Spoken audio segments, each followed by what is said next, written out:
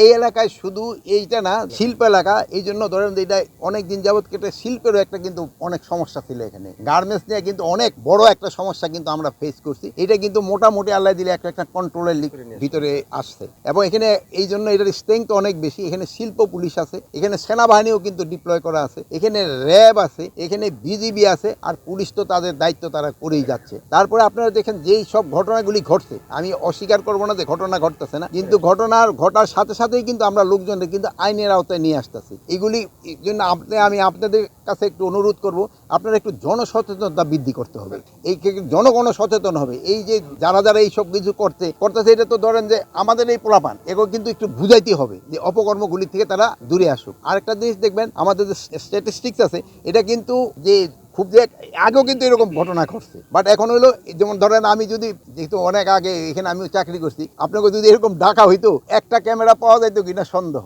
আমার যে একটা খেলার জন্য যদি একটা ক্যামেরাম্যানরে আনতে হইলে তারে অনেক চেষ্টা করে আনা হইতো। বাট এখন যেহেতু মিডিয়ার যুগে একটা জিনিস খুব তাড়াতাড়ি সবাই জানতে পারে, এটা কিন্তু সবাই উপকার হচ্ছে, আমাদের উপকার হচ্ছে। মেইন মেসেজটা যাচ্ছে হলো কৃষক তার ফসলের জন্য ন্যায্য মূল্যটা পায়। এটার জন্য সে ন্যায্য মূল্যটা পাবে, যেহেতু ওই সময় শীতের সময় সবজি অনেক সময় খুব বেশি হয়ে যায়, সেই সময় দাম কমে যায়। যেমন এবার দেখছেন আপনি ফুলকপি 5 টাকার চলে আসছিল, কেউ বলছে যে 2 টাকা চলে আসে। এটা বিক্রি করলে তো কৃষক লুজার হয়ে যাচ্ছে। এটার মাধ্যমে যদি যায়, কিছুদিন রেখে দিতে পারে এই ফুলকপিটা, সে আমরা প্রজেক্ট নিব, আপাতত আমরা 100 জায়গায় করব। এই কৃষি জমি কিন্তু নষ্ট হয়ে যাচ্ছে। এই জন্য আমরা কৃষি জমি সুরক্ষা আইন আমরা একটা করতে যাচ্ছি। এই আরেকটা সবচেয়ে ভালো কথা বলছেন যে এই যে ইটের ভাটায় করে আমাদের টপ সয়েলটা কিন্তু একেবারে নিয়ে নষ্ট করে দিতেছে। এটা শুধু এখানে না, এই সাতকানিয়া এলাকায় আরো বেশি। এটা যেন না হয়, যেহেতু এটা যদি হইতে থাকে, ভবিষ্যৎ কিন্তু আমাদের জন্য অন্ধকার হয়ে যাবে। জনগণকে বলবো যে আইন আপনারা নিজের হাতে তুলে নেবেন না, আর পুলিশকে বলবো তারা আরো বেশি অ্যাক্টিভেট হওয়ার জন্য, যেন এই ধরনের ঘটনা না ঘটে।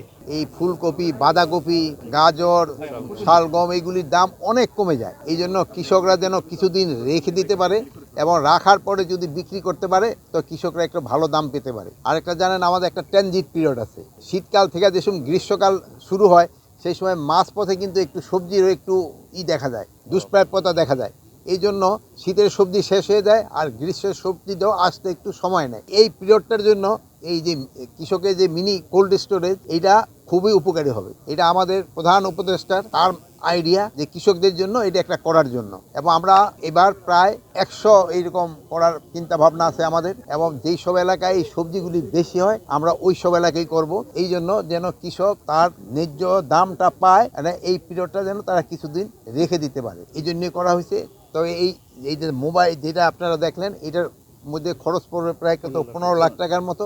আরেকটা যদি ঘরের ভিতরে করা হয় তো এটা 5 লাখ টাকার মতো খরচ হবে। তো একটা হলো যে ইচ্ছা করলে কৃষক কিন্তু তার নিজের ঘরও করতে পারবে, আর একটা হলো এটা সোলার সিস্টেম আছে, এটার জন্য বিদ্যুতের খরচটা লাগবে না, একবার এই সোলার সিস্টেম এইটা হয়ে যাবে। আর প্লাস সোলারের আরেকটা অ্যাডভান্টেজ হলো, এটা যে সময় এটা বেশি থাকে সেই সময় কিন্তু ন্যাশনাল গ্রিডে চলে যাবে, আবার অন্য সময় আবার ন্যাশনাল গ্রিড থেকে এটা আসবে। তা আপনারা এটা একটু প্রচার করবেন যেন কৃষকরা এটা নিজেরা করার চেষ্টা করে, আর আমরাও প্রায় 100-র মতো করে দিব। যে আমাদের আইন শৃঙ্খলা বাহিনী সাধারণত আপনারা জানেন শেষ রাত্রের দিকেই কিন্তু ছিনতাইগুলি বেশি হয়, যেন আইন শৃঙ্খলা বাহিনীগুলি তাদের দায়িত্বটা ঠিকমতো পালন করতেছে কিনা এটা দেখার জন্য আসছিলাম। তা আমি দেখছি মোটামুটি তারা ভালোভাবেই দায়িত্ব পালন করতেছে। 100-র মতো ইনস্টল আমরাই করে দিব। আর পরে ওই যে ধরেন ঘরের ভিতরে যেগুলি আছে, যেটার খরচ কম, ওটা কৃষকরাই করবে, আমরা তাদের টেকনিক্যাল হেল্প করবো। হ্যাঁ, এই মেশিনটা বাংলাদেশে হলো।